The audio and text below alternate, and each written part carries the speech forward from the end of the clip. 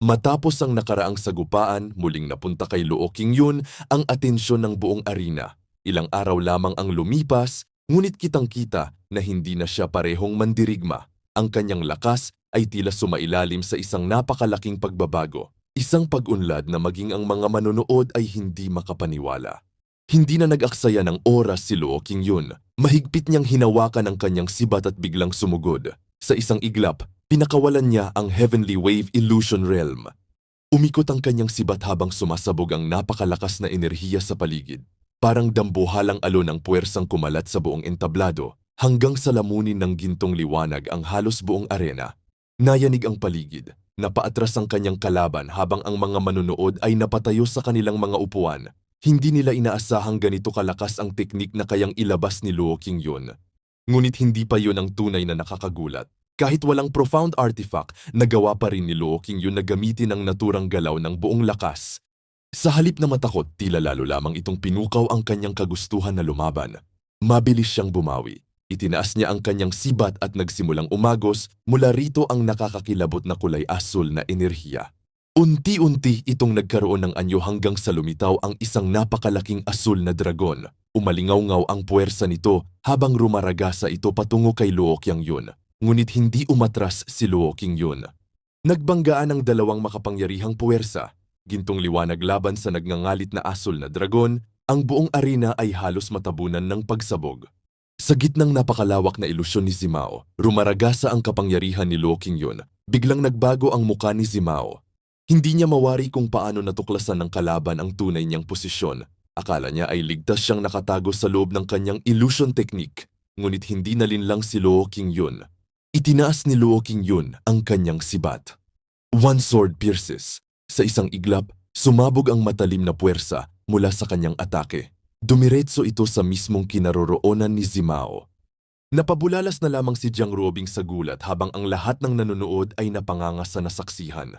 Lumantad si Zimao, pawis na pawis at halos wala ng lakas. Doon niya lamang napagtanto kung gaano kalaki ang pagkakamali niya. Sobrang pinagsisisihan niya kung bakit hindi niya nalang sinang-ayunan kanina ang kalaban. Tapos na ang laban, agad na umalingaw-ngaw ang resulta sa buong arena. Ang nanalo ay si Luo Qingyun at buong tapang na hinamon ng lahat kung mayroon pa bang gustong lumaban. Sa kinatatayuan ni Li Yunxiao, pinagmamasdan nila ng mabuti si Luo Qingyun. Nag-usisa si Jilin kay Luo Qingyun at tinanong mismo si Li Yunxiao kung pamilyar ito sa kanya at kung ano ang kanyang pagkatao. Agad namang pahayag ni Li Yunxiao tungkol sa pagkatao nito na tiyak na hindi ito maihahambing sa kanya, ngunit mas matatag pa rin ito kaysa sa nakararaming tao. Para kay Li Yunxiao, mas kapanipaniwalang may kaugnayan ang tunay na layunin ni Luo Qingyun sa Dragon Secret Treasure. Ngunit dahil nanalo na siya sa torneo, nasa kamay na ngayon ni Luo Qingyun ang desisyon kung susundin niya ang inaasahan ng Red Moon City o tatahakin niya ang sarili niyang landas. Hindi pa man tuluyang humuhupa ang tensyon, biglang nagdilim ang kalangitan. Nagtipo ng makakapal na ulap at sunod-sunod na kumislap ang gintong kidlat sa ibabaw ng arena. Napatingala si Luo Qingyun. Isang napakalakas na presensya ang bumababa mula sa kalangitan at mula sa gitna ng gintong kidlat, lumitaw ang isang pamilyar na figura. Tumingin ito diretso kay Luo Qingyun at nagsalita. Luo Qingyun, matagal na panahon na, mukhang malaki na ang inilakas mo. Mula sa makapal na ulap, sumabog ang nakakasilaw na gintong kidlat. Isang dambuhalang anyo ang unti-unting lumitaw sa gitna nito. Tila alam nito kung ano talaga ang pakay ni Luo Qingyun. Tumawa ito at agad tinanong si Luo Qingyun kung hinahanap rin ba kung saan-saan ang Dragon Secret Treasure. Kasabay nito, ipinahayag nitong kukunin niya ang Dragon Whisker. Nang tanungin kung sino ito, walang pag-aalinlang ang sumagot si Luo Qingyun na ito ay si Beihai Minxiang. Nagulat ang buong arena. Minxiang, isa siyang miyembro ng Sea Race mula sa Beihai. Maging si Li Yunxiao ay naging seryoso. Agad niyang naalala na ang mga apelidong Guang, Qin, Shun at Min ay kabilang sa mga maharlikang pamilya ng Four Seas. Ibig sabihin, hindi basta mandirigma mula sa dagat si Minxiang, may dugong maharlika siya sa Beihai Sea Race. Sinubukan siyang salubungin ng maayos ng mga nakakataas sa Red Moon City. Bilang isang miyembro ng maharlikang pamilya ng Beihai, sinabi nilang isang karangalan ang kanyang pagdating. Ngunit tila hindi interesado si Luo Qingyun sa mga formalidad. Sa halip direkta niyang ibinalik ang usapan sa dahilan kung bakit siya naroon. at pagkatapos ay nagbiro pa siya tungkol sa isang bagay na agad nagpabago sa atmosfera. Kung talagang naghahanap ng mapapangasawa ang Red Moon City, bakit hindi na lamang siya ang piliin bilang magiging manugang? Pero agad na nagiba ang ekspresyon ng mukha nito nang mapansin si Li Yunxiao. Di niya inakala na andun din ito. Kabaligtaran nito tila hindi ganong nagulat si Li Yunxiao. Tinawag pa niya si Minxiang ng pamilyar, Yang Zi. Dagdag pa nito na tila ipinagtapo talaga ng tadhana ang magkaaway. Napansin agad ng mga kasama ni Li Yunxiao ang kakaibang sitwasyon. Paano niya nakikilala ang isang miyembro ng maharlikang Sea Race mula sa Beihai? Agad na baling muli ang atensyon sa pinuno ng Red Moon City. Sumagot ang panig nito na dahil miyembro ito ng maharlikang pamilya Beihai ay malugod nila itong tinatanggap. Ngunit hindi maaring basta pagsamahin sa kasal ang magkaibang lahi.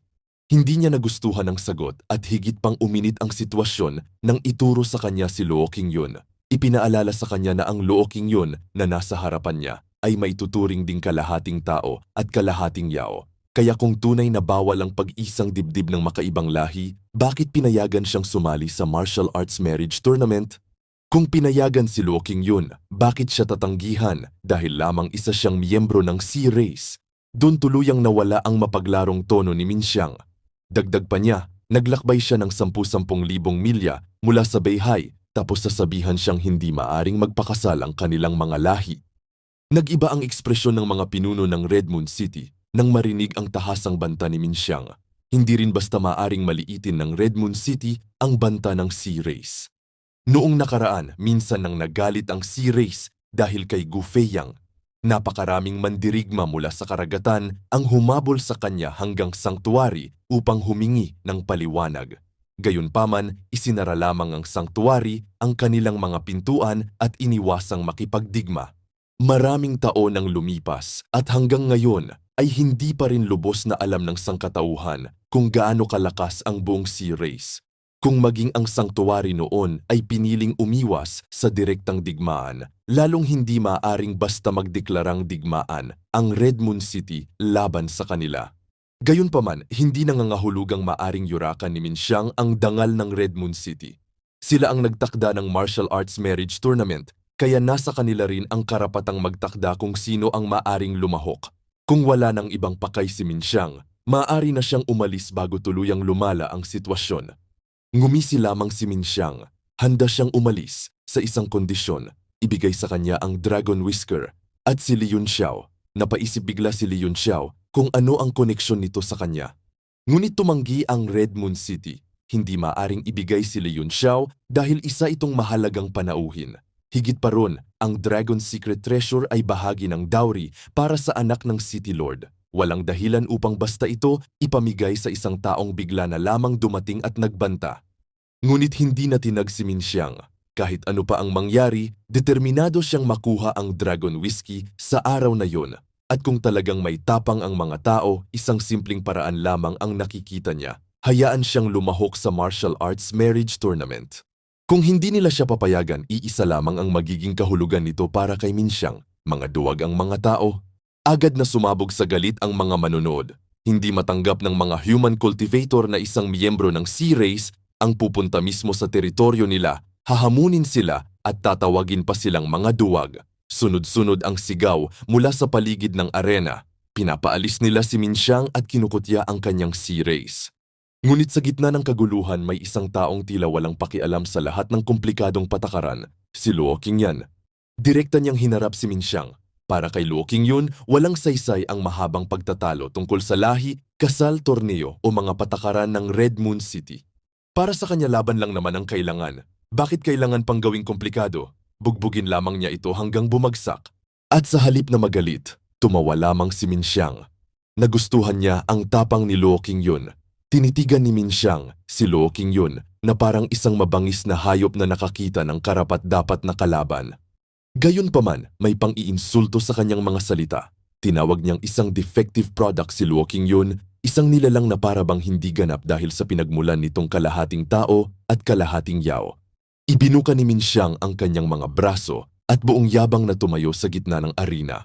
Wala siyang ipinakitang takot. Sa halip tila sabik pa siyang makita kung gaano kalayo na ang narating ni Luo Qingyun.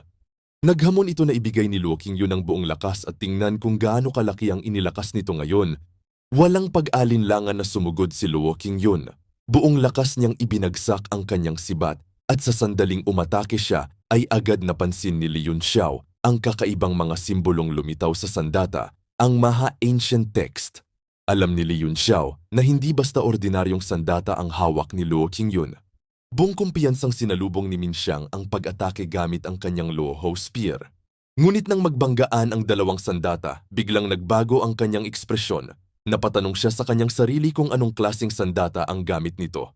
Ang Luo Ho Spear niya ay ginawa mula mismo sa isang Dragon Secret Treasure, kaya mataas ang tingin niya sa kapangyarihan nito. Gayunpaman, sa isang salpukan lamang ay naramdaman niyang tila mas mataas pa ang antas ng Divine Spear ni Luo Qingyu.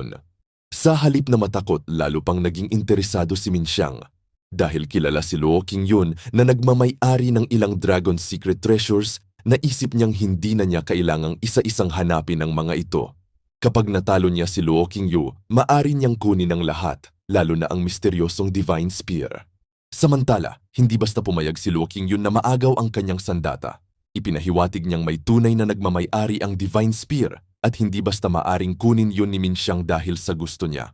Habang nagpapatuloy ang matinding palitan ng mga atake, tahimik namang pinagmamasdan ng City Lord ng Red Moon City ang nangyayari. Hindi na simpleng tunggalian ng dalawang mandirigma ang laban. Nakasalalay rito ang reputasyon ng Red Moon City. Alam niyang hindi nila maaring hayaang umalis si Min Xiang bilang panalo. Kapag isang mandirigma mula sa Sea Race ang dumating, hinamon ang kanilang mga eksperto at pagkatapos ay umalis ng matagumpay, magiging malaking kahihiyan yon sa Red Moon City. Nagpatuloy ang matinding sagupaan ni Luo Qingyu at Min Xiang. Habang nagbabanggaan ang kanilang mga sandata at dragon power, malinaw na hindi simpleng paligsahan ng lakas ang laban, pareho nilang gustong patunayan kung sino ang tunay na nakahihigit sa kanilang bloodline. Kasabay nito, patuloy niyang minamaliit si Luo Qingyu. Bagamat pareho silang may dragon physique, ipinagmamalaki ni Min Xiang na mas dalisay ang dugong dumadaloy sa kanyang katawan. Sa tingin niya, walang halaga ang dragon bloodline ni Luo Qingyu kung ikukumpara sa kanya. Dahil dito, lalo pang sumiklab ang kanilang kapangyarihan. Nagpakawala si Luo Qingyu ng napakalakas na asul na dragon aura, habang sumagot naman si Min Xiang gamit ang nag-alab na gintong dragon power. Nagbanggaan ang dalawang puwersa at halos lamunin ng asul at gintong enerhiya ang buong paligid.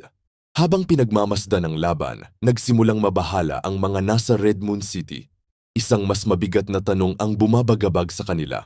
Paano kung hindi rin kayang talunin ni Luo Qingyu si Min Xiang? Kung ganon, sino pa sa mga rising stars ang makakapigil sa kanya? Sa gitna ng pag-alala ng lahat, biglang sumabog ang gintong kapangyarihan ni Min Xiang. Lumitaw ang napakalaking anyo ng isang dragon. Nagulat si Luo Qingyu at napabulalas na ito ang kanyang bloodline. Ipinagmamalaki niyang ang kanyang bloodline ay nalinis na hanggang sa puntong halos bumalik na ito sa sinaunang pinagmulan nito, ang atavism. Para kay Min Xiang, ito ay patunay ng napakalayo ng agwat nila ni Luo Qingyu. Agad niyang pinakawala ng isang mabagsik na teknik, Luoho 9-foot whip. Isang napakalaking hampas na puno ng gintong dragon power ang rumaragasa diretso kay Luo Qingyu.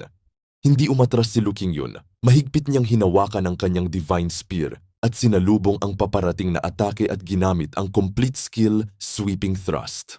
Buong lakas niyang iwinasiwas ang sibat at muling sumabog ang nakasisilaw na puwersa mula sa banggaan ng dalawang dragon techniques. Ngunit matapos ang sagupaan, kapansin-pansing na puwersa si Luo Qingyu. Humihingal siya, pawisan at bakas sa kanyang muka ang bigat ng pag-atake. Gayunpaman, hindi takot ang makikita sa kanyang mga mata. Sa halip, tila may napansin siyang mahalagang bagay tungkol kay Min Xiang. At habang mahigpit niyang hinahawakan ang kanyang sibat, nakatuon ang kanyang tingin sa kalaban, tila nagsisimula na niyang maunawaan ang tunay na sikreto ng bloodline ni Min Xiang.